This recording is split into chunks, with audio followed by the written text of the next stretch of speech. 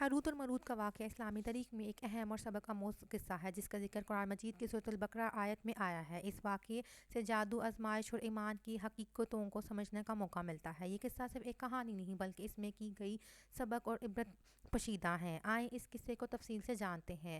Harut اور ماروت اللہ تعالیٰ کے وہ دو مقرب فرشتے تھے جنہیں اللہ نے بنی اسرائیل کے دور میں زمین پر بھیجا۔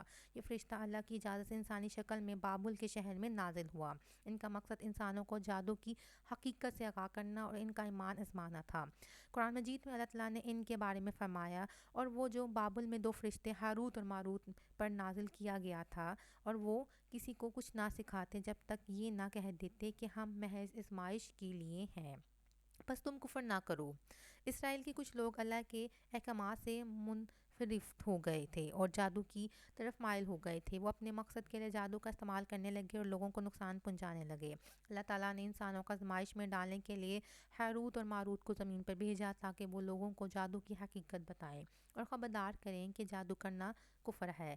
روایت کے مطابق فرشتے جب انسانوں کی نافرمانی دیکھتے تو اللہ سے عرض کرتے کہ انسان تو بہت گناہ گار ہے۔ اللہ تعالیٰ نے فرمایا کہ اگر تمہیں انسان جیسی فطرت دے دی جائے تو تم بھی گناہ کرو گے۔ اس پر دونوں فرشتوں کو آزمایا گیا۔ انہیں انسانی خواہشات اور جذبات کے ساتھ زمین پر اتارا گیا تاکہ دیکھا جائے کہ وہ آزمائش میں کیسے عمل کرتے ہیں۔ جب یہ دو فرشتے بابل پہنچے تو وہاں انہوں نے لوگوں کو جادو کی حقیقت بتانی شروع کی۔ ان کا کہنا تھا کہ ہم آزمائش کے لیے بھیجے گئے ہیں، ہم جو کچھ بتا رہے ہیں وہ فتنے کی باتیں ہیں، تم کفر نہ کرو۔ مگر کچھ لوگ ان کی بات کو سمجھنے کے بجائے جادو سیکھنے پر اصرار کرنے لگے۔ ہاروت اور ماروت جادو کے مختلف طریقے اور اقسام بتاتے تھے، مثلاً شوہر اور بیوی کے درمیان جدائی ڈالنے کا جادو، کسی کے دل میں نفرت پیدا کرنے کا جادو، یا کسی کو نقصان پہنچانے کے لیے جادو کرنا۔ ان تمام باتوں کا مقصد لوگوں کو مطمئنہ کرنا تھا کہ یہ سب کچھ کفر کے دائرے میں آتا ہے اور اللہ کے غضب کو دعوت دیتا ہے۔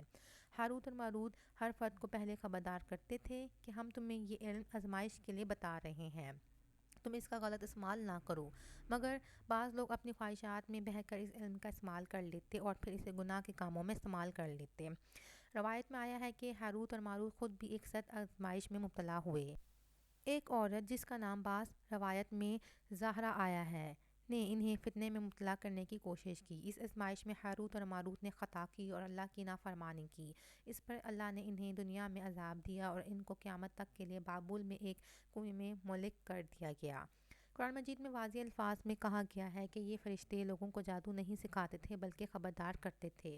اس کا مطلب یہ ہے کہ ان کا اصل کام لوگوں کو گمراہی سے بچانا تھا، مگر جو خود گمراہ ہونا چاہتے تھے وہ ان کی بات نہ مانتے۔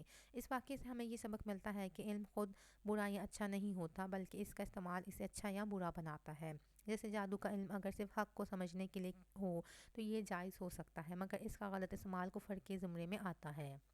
اسلامی عقائد کے مطابق فرشتے معصوم ہوتے ہیں، یعنی گناہ نہیں کرتے۔ ہاروت اور ماروت کا قصہ بعض علماء کے نزدیک ایک آزمائش کا حصہ تھا جس میں اللہ تعالیٰ نے انہیں انسان جیسی فطرت دے دی تھی، اس لیے وہ گناہ میں مبتلا ہوئے۔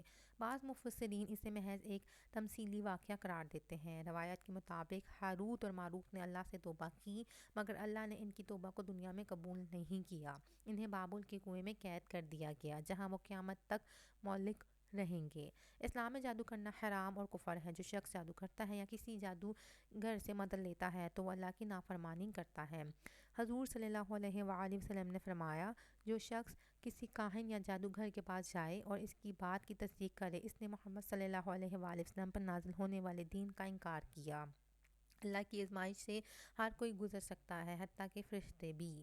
علم کا غلط استعمال انسان کو ہلاکت میں ڈال دیتے ہیں۔ جادو ایک سخت گناہ ہے اور اس سے بچنا ایمان کی حفاظت ہے۔ کسی بھی فتنے میں اللہ کا خوف اور صبر انسان کو کامیاب بنا دیتا ہے۔ ہاروت اور ماروت کا واقعہ ہمیں علم، ایمان اور آزمائش کے بارے میں گہرا سبق دیتا ہے۔ یہ ہمیں بتاتا ہے کہ حق کو جاننے کے باوجود اگر ہم نافرمانی کرتے ہیں تو اللہ کا عذاب ہمارے منتظر ہوتا ہے۔ جادو جیسے فتنے سے بچنا اور اسلام کی رضا کو ہر حال میں مقدم رکھنا ہی حقیقی کامیابی ہے۔ اس واقعے کے بارے میں مختلف مفسرین کی آرائیں ہیں۔ بعض اسے حقیقی واقعہ مانتے ہیں، بعض تمثیلی، مگر اس میں بیان شدہ سبق اور عبرت یقینی طور پر قابل غور ہے، جو قرآن کی روشنی میں ہمارے ایمان کو مضبوط کرتے ہیں۔ ہاروت اور ماروت کا واقعہ ہمیں یاد دلاتا ہے کہ اللہ تعالیٰ کی آزمائش انسان اور فرشتے دونوں کے لیے ہے۔ کوئی بھی علم خواہ کتنا ہی طاقتور کیوں نہ ہو، اگر اللہ کی رضا کے بغیر اور غلط نیت سے استعمال کیا جائے تو وہ انسان کو ہلاکت میں ڈال سکتا ہے۔